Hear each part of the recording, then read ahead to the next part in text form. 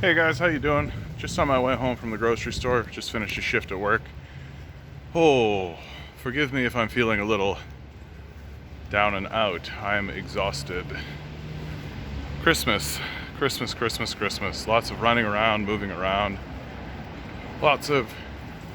And this period of the Christmas season is always the most difficult, even without the pandemic going on, even without the nonsense that we're all experiencing. This is the moment when the real, we're starting to see those last minute people, the people who are starting to show up and be like, what do you mean you don't have that thing? You know, conservative voters. People who leave it for the very last moment and then are surprised when they can't get the thing that they're looking for and get irate with you because you're the reason this is happening, obviously. Because that's the real truth of why I think I'm so frustrated with our political system and why I'm so frustrated with the populace and the culture generally is we can't really seem to see past our nose, you know? Like, it really is incredibly obvious what's going to be happening over the next 10 years. Like, simplistically obvious. You're going to see a housing market collapse. It has to happen because the people who are jacking up the prices are attempting to sell to people who can't afford to buy them. And it's going to lead to a housing market crash. And we could do something about it. Like, we could deflate the market very steadily, right? Make it so that it's not a crash, but rather just kind of a gentle flop, right? We could do all kinds of things like that. But we're not going to. Because it doesn't matter if we can see it directly in front of our faces. It doesn't matter if it's obvious, if it's clear as day what's happening. None of that matters, right? What matters is, the wealth of 5 people. That's what matters. And I feel like I'm beyond disappointed at this point. Like, I think disappointment sort of implies, but I don't even know how to articulate it. It's like when I was growing up, I expected, I anticipated, I believed I lived in a society that genuinely cared about its citizens and that it genuinely cared about people around it and it cared for the well-being of others. And now here I am about to enter my middle age, and it's very obvious that that was all a facade. It was very obvious that that's just nonsense, that people never really did care about one another, that it was all just pleasantries and stupid smiles, that really, when it comes down to it, the people in our society are brutish, crude, and idiotic, and they don't actually have compassion or empathy for one another, right? They're completely fine with people starving on the streets. They're completely fine with that. And I'm just sort of over believing anything but, because I walk by these people. I walk by the homeless. I see them every single day, even now as it's cold in the winter. There's no reprieve for these people. There's no reprieve for the workers, right? And I'm just over treating opponents of civility as if they're not sociopaths, right? I'm very much over this idea that calling a sociopath is somehow disrespectful, while that sociopath impoverishes the nation, spikes homelessness, spikes poverty, and then stands by and says, well, you should work harder. It's just, and we're so childish in how we just gullibly eat it up. But I talk about this all the time. And right now it's very frustrating because I don't really have time to keep up with the news anymore. Right? I don't have time to keep up with the news anymore. Right? I work in a toy store during Christmas. It's very busy. And when I go home, I try to, do something to alleviate my existential dread of what's going on in the world instead of plunge deep into it. But also, there isn't really much going on. Like, what do you have? Right? Like, Donald Trump still fighting to be the president, that he's not going to win. Like, that's not going to happen because it's not very relevant if it's him or Biden. It's all just a show, really. I mean, I think Trump would like to be the president, obviously, but it's just like a game show. It's like very meaningless. Here in Canada, like, I mean, I feel like the only piece of news I've seen recently that's of value is that a poll came out here in Ontario showing that conservative support is up, which is baffling, completely baffling, unless you believe, as I do, that people are not good, right? They're very, very, like, they want to convince you that they're good. It's no, I mean, this I think about what this YouTube video is, like, what am I actually doing? Like, and really I'm hoping that it ends up being something of a time capsule for people to look back on after the disasters begin to unfold. Like, because, like, COVID-19 is a disaster, certainly, but it's a disaster that isn't necessarily of our making. It's a disaster that was predictable. Like, something like this was bound to happen. Any rational society would have already had in place a plan for such an inevitability. We didn't, right? And of course we didn't, because we only think 4 months in advance, right? Does the line go up? That's all we care about. We don't actually have the intelligence or the forthrightness to consider anything beyond the next 4 months. So the next 10 years are going to be loaded with just total disasters, like disasters upon disasters. The Great Reset, climate change, the food shortages. Likely Nestle will continue the water wars that it is. This is what's hilarious. Like, we're prepared to exploit each other, right? Like, Nestle is prepared to suck up an ocean's worth of water and hoard it for themselves to exploit others. They're prepared for that, right? But if we were to stand around and be like, hey, don't we all rely on that? Don't we need that? Maybe we shouldn't allow that to happen. Oh, well, that's extreme. That's radical. That's one thing I can't help but think about all the time, right? Like, people who want clean air, clean water, available healthcare, education, these people are considered the radicals. If you stand up and say, hey, I think people should have access to education, then the fascists on the right, i.e. the entire Conservative Party and most of the Liberal Party, will call you radical. That wanting to have clean water and fresh air and access to education is considered radical. And that's how far gone our society has become. That we are looking at things that are completely reasonable, beyond reasonable, like super rational, beyond rational. Like, everyone should have access to water. Like, if you're against that, then you are a sociopath. Like, no, there's no debate to be had. Like, there was like a fellow at Nestle, I think one of the presidents at one time, who literally stood up and said that water should not be a human right, and that person should be hung. Like, that's a person who you can just say, farewell, something wrong happened to you, goodbye, and not miss that person even a tiny little bit.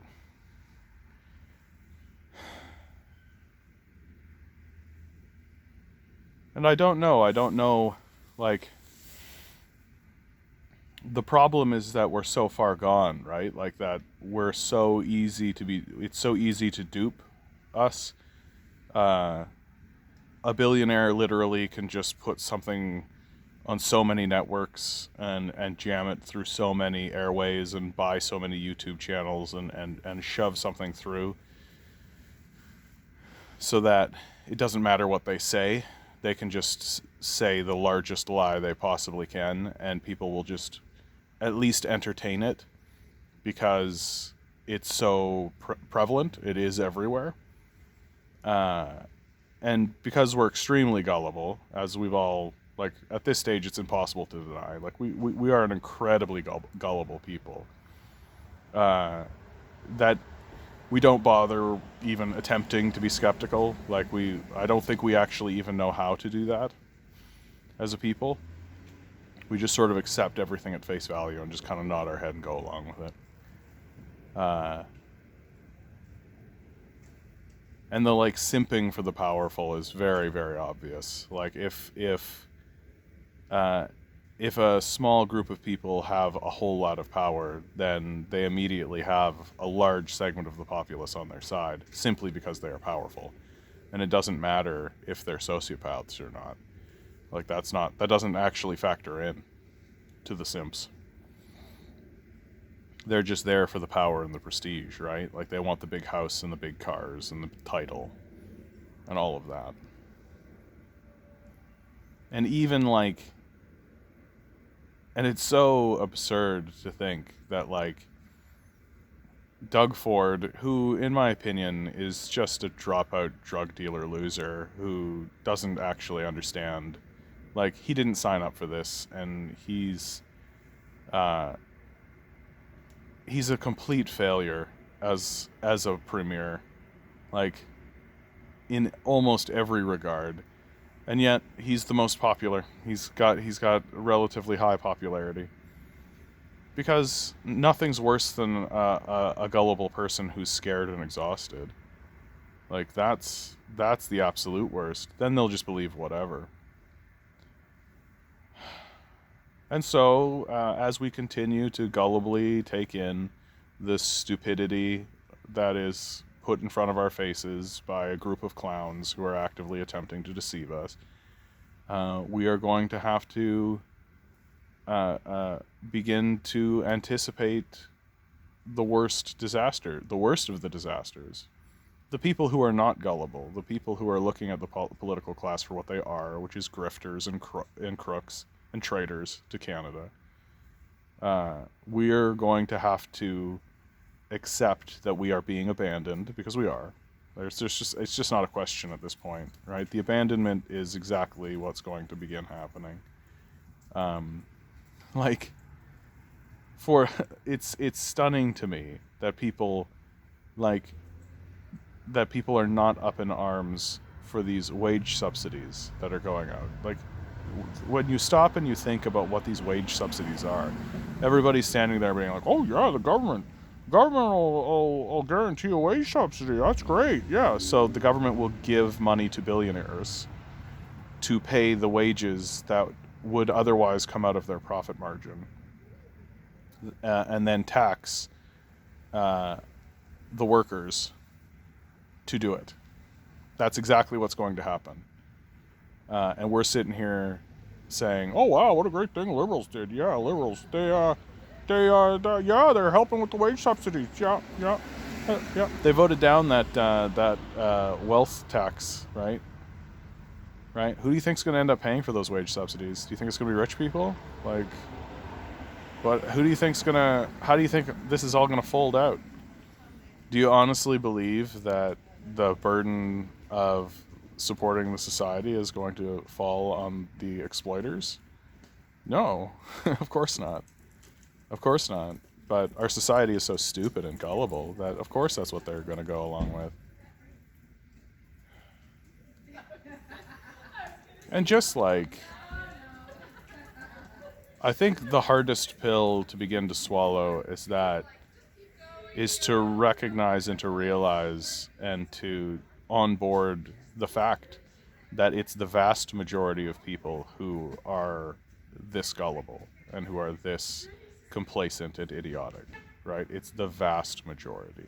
It's not like a thin margin. It's most people will hear a billionaire talk and take what they say seriously instead of uh, looking at them as if that person is a grifter and a sociopath, because they are. All you have to do to fool people in this environment is, oh, speak softly, and, when I go home to Nebraska, me and my wife, we like to cook some apple pies. That's all you have to do. That's all you have to do. You don't need to. You don't need to. You don't need to do much else. It's very easy to trick people. They're so gullible and so duplicitous. Like, it's so easy to do. Like, I even see it in my own life, right? That, like, I understand I have this kind of good radio voice, right? People have said this to me several times, right? I like to make a joke of it, like, oh, I've got a good face for radio, that kind of thing. I understand this about myself. And so I use it in retail all the time. I see it happen all of the time. When I'm on the phone, I hear it happen, right? I can hear that I purposefully begin to speak in such a way so that I get those lower bass tones, steadily slow my speech. What is it I can do for you today, friend? Oh, very good. And I can hear them. Like, if they're in an elevated state, I can hear them just begin to sort of ooh and deflate, right? And it's remarkably easy to do, to affect a person's mood, to move them towards an objective, which these days my objective is primarily, let's stop talking. Like, the amount of times I'm clearly speaking with someone on the other end. Like, I'm working in a toy store in the middle of a pandemic at Christmas, right? That's where I'm at. I have 100 million things to do. And I'm clearly speaking with people on the other end who are, like, sitting in their pajamas, swirling a glass of wine, right? Maybe they just smoked a J. And they're calling me up, and they're always like, oh, I have a question about some toys I'm interested in buying, and I would like your opinion on these 43 items that I'm thinking of buying for my granddaughter's bar mitzvah. It's coming up, and she's going to be a young lady soon, and I just am sitting there with, like, a toy store that's on fire, and I have to do 3 or 4 things in the time that the conversation has started.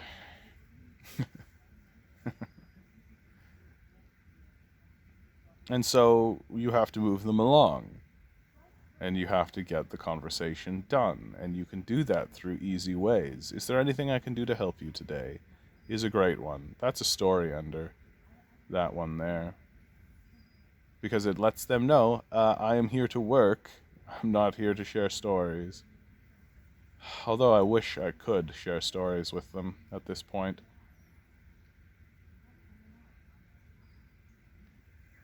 And it's very annoying that, like, all of my money goes into rent and food.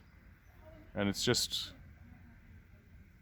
And I know exactly, like, I see the trajectory of my life. It's pretty obvious, right? That I work for some kind of retail establishment or some kind of person, some kind of organization like this, who's managed to erect themselves to the stage where they're one of these massive monopolies that's able to take over the market the way that it's going to happen. And then when I get to that old age period where I'm retiring, I'll have nothing, right? Because that's the way the system is structured. All of my money will have gone towards rent and food, with maybe a little sprinkling of entertainment in there to make sure that I'm not too disgruntled. And then I retire, and I have absolutely nothing. I try to survive on a pension. I end up in probably one of the for-profit long-term care facilities that's just riddled with bugs, and that's where I die. And that'll be the end of it. That's the story.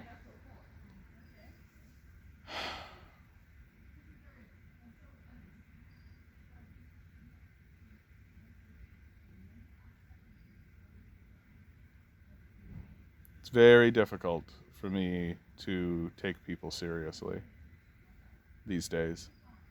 It's very difficult for me to buy in to uh, other people's um, struggles, especially as they come into the toy store, right? Like they literally walk by homeless people to get into my toy store and then come in and complain to me. And I'm just like, it's very difficult for me to have sympathy for these people anymore as they continuously vote for liberals and conservatives, as they continuously continue to demand that their lives be difficult and filled with barriers that they throw in their own way.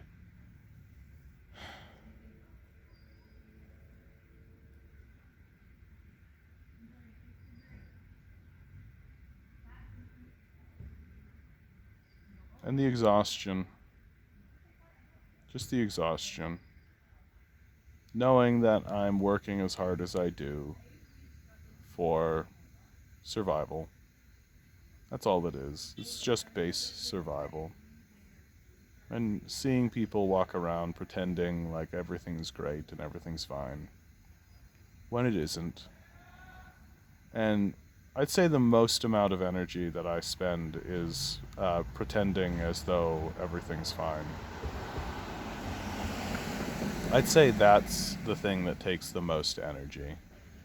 Like, it's not the running around, it's not the going up and down stairs, it's not the going up and down ladders, it's not organizing all of this stuff, it's not rechecking everyone else's work, making sure that the whole thing is going well, it's not even communicating with my own staff or any of that. It's when I communicate with customers, it's pretending as though everything is acceptable and fine, when it clearly is not. You have to be a very gullible person, which is the vast majority of people, to be fair, to believe that everything is fine. And there's this odd sort of normalization, and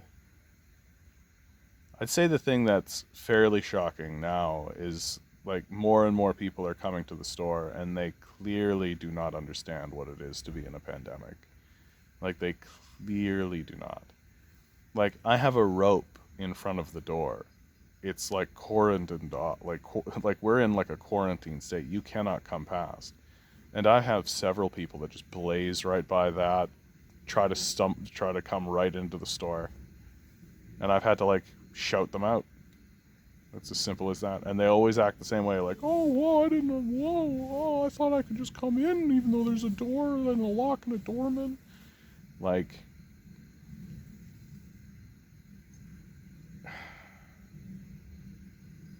yeah. I thought we were smarter, but we're not. It's very easy to trick us.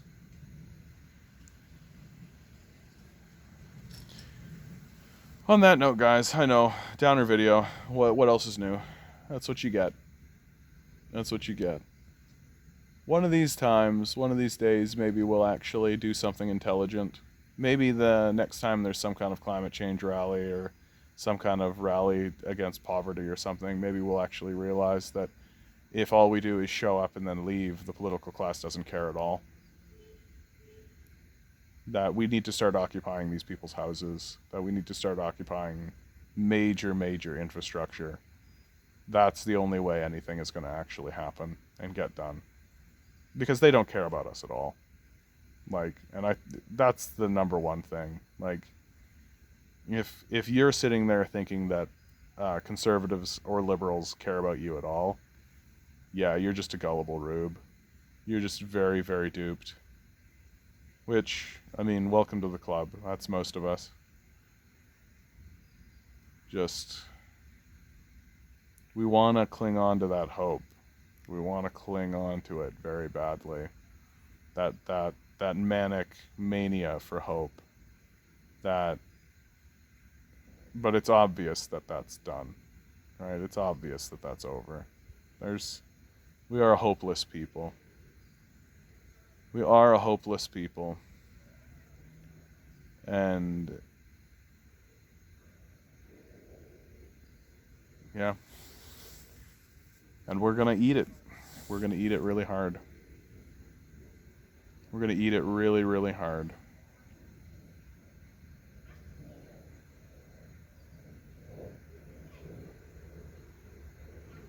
Alright guys, that's the end of me. Do all the things, the liking, the sharing, the subscribing, all that kind of stuff. For God's sakes, if you made it to the end of this and you're not subscribed, you might as well. It doesn't get worse than this. Yeah. Okay, guys. I'm gonna go relax. Gonna go sleep. Oof, I'm exhausted. Good luck.